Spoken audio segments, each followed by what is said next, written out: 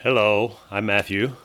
I am new to the Discord channel for, what's the forum called? Bridges of Meaning, I believe.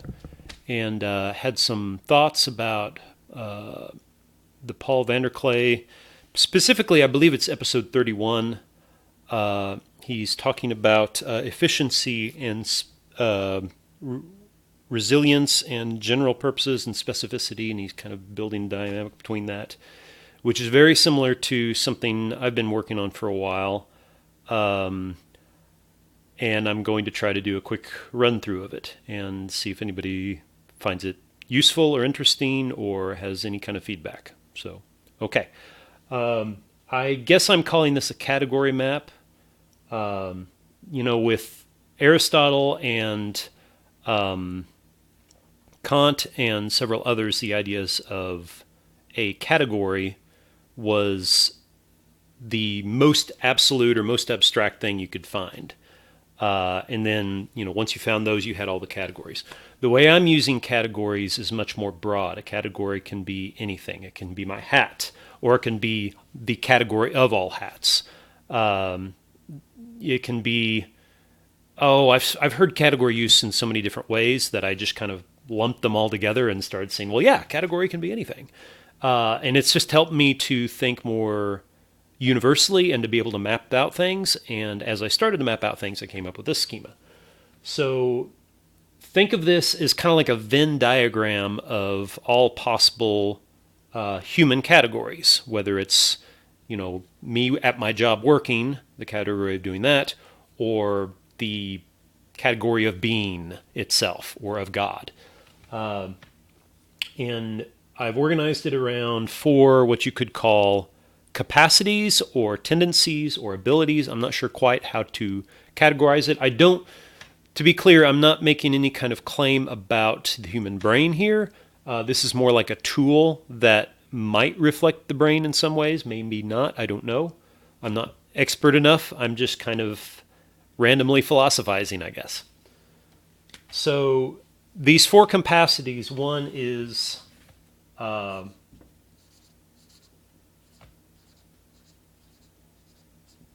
appearances. I use this in an epistemological way. So far as I can tell, this is our primary category that we use for everything. It appears, or we can, as a kind of epistemological tool. I can talk about the appearance of a memory I've had, or I can talk about the appearance of my hat, or I can talk about the appearance of an experience of God, or I can talk about the appearance of an argument. So we can speak, and the reason for this tool is I can speak in a very general way or a very common way about anything. Instead of saying, I believe in God, I can say something like, it appears that I believe in God. Or I can say, instead of, you should believe in God, I could say, it appears to me that you appear to God. Part of the whole project that I'm working on, I named it the Betterment Project primarily because I was trying to brand things. It's like everybody I talked to or watched videos about making a YouTube channel. Well, you got to brand it and you got to be all professional and get your lighting right and all that. And I haven't been good at any of that. I've made several videos. I'm not happy with any of them, but I'm not going to worry about doing that anymore. The Betterment Project, I like using that name because I believe in what those terms are trying to say. But it's also a way of getting something other than me in the limelight, which I prefer. I'd rather this be a set of tools that lots of people like to use and call it, yeah, I use the Betterment Project, rather than, oh, yeah, I use Matthew Epperson's, that's my last name, system. So anyway, back to this. So appearances in the now. So this is all appearances, and then we build everything in our category system out of that. Yeah, this is a category system.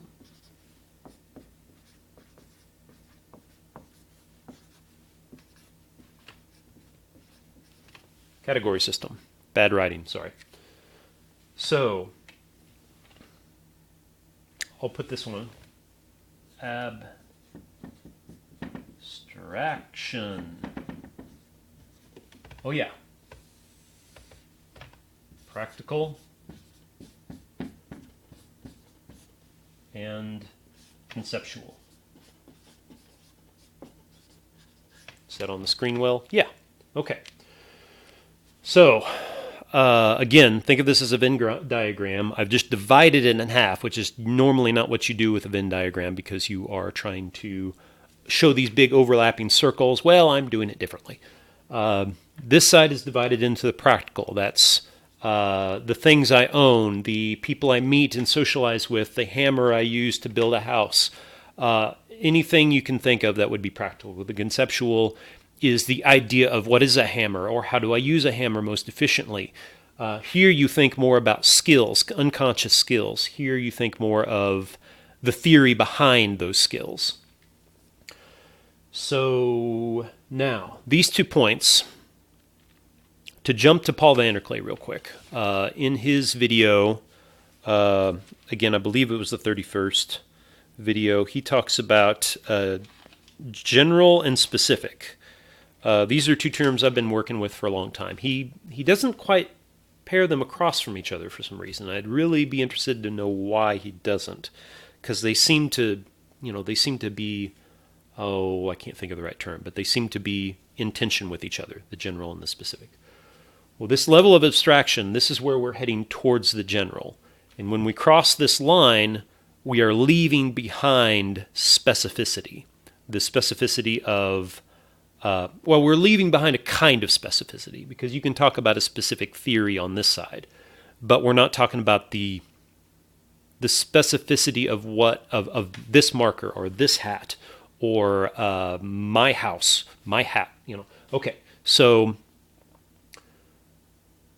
you could talk about the specificity of what theory is owned or was invented by who, since we don't really own ideas. You can talk about that, but we understand that we're talking about ideas here and we're talking about embodied things in the world here. Okay. So instead of general, so this would be general more than anything. And I'm going to say specific is up here.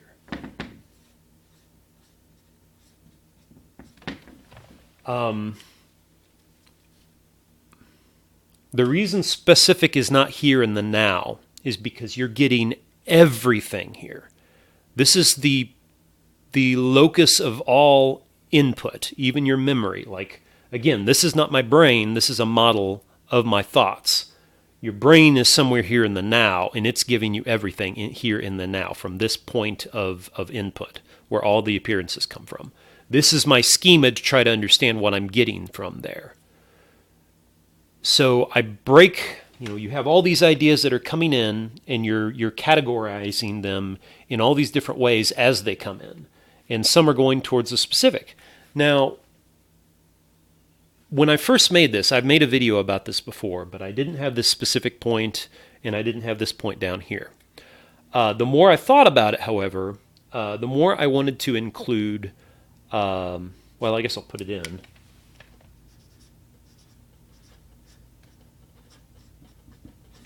To be clear, perhaps, think of the specific up here as specific patterns I've found in the flow of data, and this down here as holistic patterns I've found in the input of all data, so that there's a dialogue or a tension. What was his term? Vervaeke, John, talks about having 2 things in tension, and that's how you can make these minute movements. Gosh, I wish I could remember that term. I should have written it down. This is kind of happening here. Here you have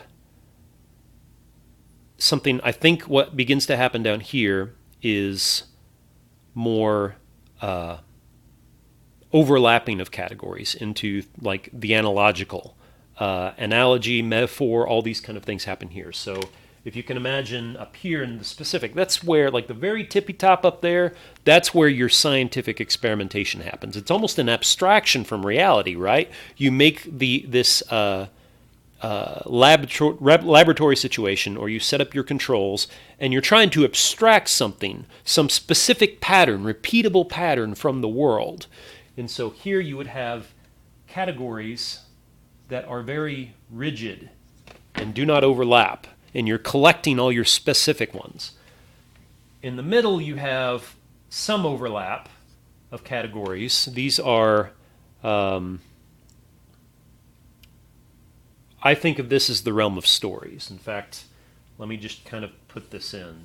I'm using kind of a cloud shape because I don't know that you can put a boundary on the idea of story. It's also the realm of value, so let me write that down. Story and values. So if this were a Venn diagram, you could cover the entire area with that circle. I'm just using a cloud to symbolize that we can't determine where this is going to be. You could value A equals A, as Ayn Rand does, way over here, or you could value your scientific facts over here. You could live in the moment and value only this, or you could value the holistic patterns, which are archetypical, which are metaphorical.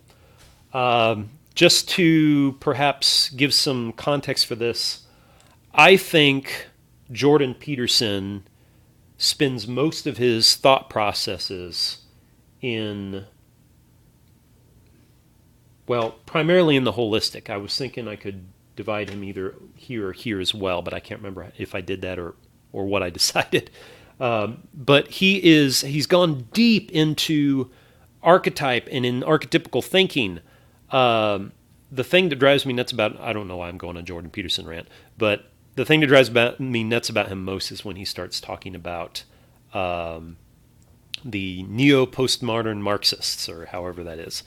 And so far as I can tell, it's like when Slavoj Žižek spoke to him, he's like, "Where are the Marxists?" And I think it's like, that's an archetype. That's what he's doing with that idea. He's got this archetype of a certain kind of evil. It's not a primary archetype, if you will. It's more complicated because it's more embedded in our socioeconomic history. But it's an archetype. He's not talking about people who are claiming to be post-neo-Marxists or postmodern neo-Marxists. He's talking about this tendency or this archetypical form of a kind of person or a kind of ideology. So anyway, I would say that Vervaeke spends most of his time up here. He's gathering ideas, but he's got this dialogue going with the holistic. He's trying to figure out how you find meaning, and he's in dialogue with it. And of course, you could say Jordan Peterson is in dialogue with it too, because he quotes a lot of scientific facts. I know some people don't think he has his scientific facts right. I've never seen them back that up, which is irritating, but I've heard people say it. Anyway, back to this. So you have this tension between specific facts and holistic categories. That reminds me. Holistic categories just start blending together. Everything just starts blending together when you get down there. And that's where you form your archetypes. You have a network of blended together things that stop connecting with the specific and start talking about the pattern of patterns, if you will. Like, this is a pattern that keeps repeating in lots of different patterns, and we're making a pattern out of that pattern. That's what I think is kind of like what's going on when you get an archetype. So, in contrast to Vervaeke saying we have the specific and the general, because I think, I'll say this, with Kant, with maybe not so much with Aristotle, maybe with Aristotle, but certainly with Plato, when we're getting to the abstract, we're claiming something. I think they are. At least seems like it. They're claiming to have found certain knowledge, like this principle that you can nail on the wall and say that will not move, or nail in the middle of space and say, haha, I found this thing and now I can build down. I'm not claiming that at all. I'm claiming simply that we have abstracted to a principle. Now, we could find out something new that changes the way we think about that. Now we can build towards it. I believe in a dialogue going this way and a dialogue going that way, so that we're talking about the abstract to the practical, and we're talking about the practical to the abstract, and we're checking our work both ways. That way we can find consistency here, but we can be sure we are being complete and accurate. Those are kind of my big buzzwords, complete and accurate over here. I'm trying to make an entire schema that is complete and accurate to all possible categories we could have, embedded in the way people think. Again, I think we have this dialogue going between the specific and general, or specific and general there, specific and holistic here. And you could say, well, wait a minute, Matthew. When you have this marker, you can talk about it as a whole. I can see the whole marker, but I can also talk about its parts. Are you saying that the whole of the marker is down here and the parts are over here? Kind of. Again, this is more of a realm of archetypical reasoning. This is more of isolated facts that are so granular that we don't pick them up until we've done like scientific work. So a marker, all the specificity of a marker would be somewhere in the middle, I suppose. Which, do we really know what this thing is? Do we understand the space between the atoms? Do we understand the atoms themselves? Do we understand, I don't know. Do we understand what this is? I'm not sure we do. So again, it's in the story realm. We've glued together the whole we see with the parts that we see as well. And more than anything, the specific and the holistic is two ways of viewing the world. Are you trying to figure out the specific parts of this, or are you trying to figure out what the whole is? Those are two ways of looking at the world. And we have all these gaps in our knowledge, and we fill those gaps with story, if you will. I have a story about this marker. I don't know what this marker is really, right? I mean, in a practical sense, I know how to use it. I've got a story about how I use this marker, but I don't know every single thing. It's combinatorially explosive, right? This marker is so complicated that I have to build a story just to tell myself what it is. All right. John talks about when you get to the abstract, when you get to the general, you have all these tools there that you can use in general purpose. And then he talks about specificity being about resilience, which I think, I don't understand his tying of efficiency to here and resilience to specificity, because those both seem to be very situationally dependent. You know, am I using my marker efficiently, or am I resilient because I'm using it? You know, am I resilient because, well, I guess I can kind of, yeah, it's interesting. Okay. I'll think about that more, actually. I'll drop that for now. Particularization, inductive generalization, variance sensitive. You're looking for the variable, the rules and the parts, the rules of the patterns that the rules that govern the patterns, if you will, the specific patterns or the holistic patterns. In touch with the data. It is the data, right? So it seems to map on really good to what Vervaeke is talking about, but I would add this extra point of the holistic. Is that all I have for now? I think so. I hope that you found this interesting. Let me know what you think. I'm looking to have a dialogue. I'm not just trying to throw out a bunch of crazy ideas. So, all right. Thank you.